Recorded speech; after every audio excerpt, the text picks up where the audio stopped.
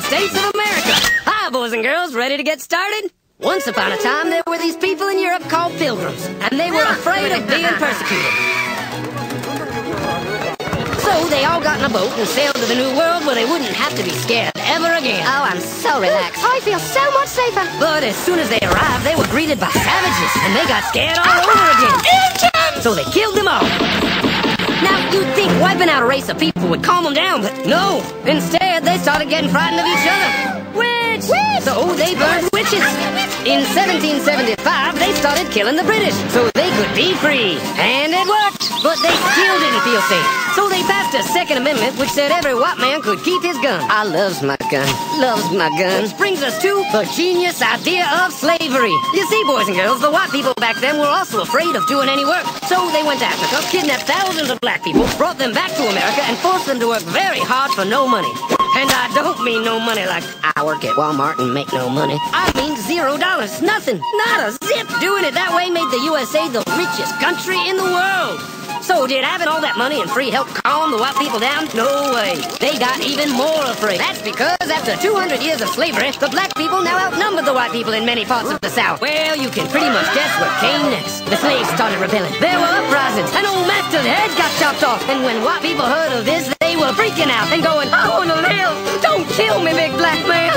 Well, just in the nick of time came Samuel Colt, who in 1836 invented the first weapon ever that could be fired over and over without having to reload. And all the Southern whites were like, yeehaw! But it was too late. The North soon won the Civil War and the slaves were freed. Yep, they were free now to go chop all the old masters' heads off. And everybody was like, oh no, we're gonna die. But the freed slaves took no revenge.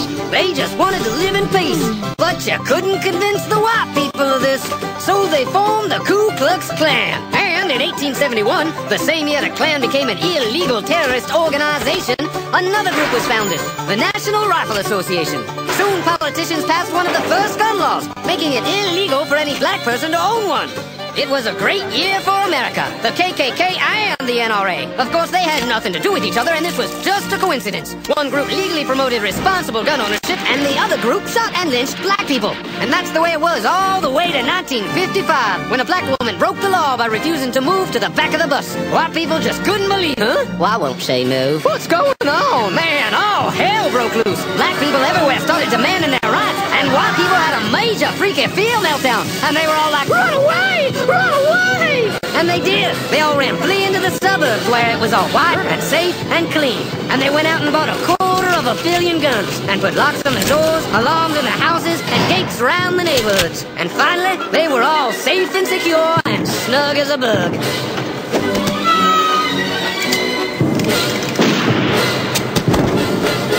And everyone lived happily ever after.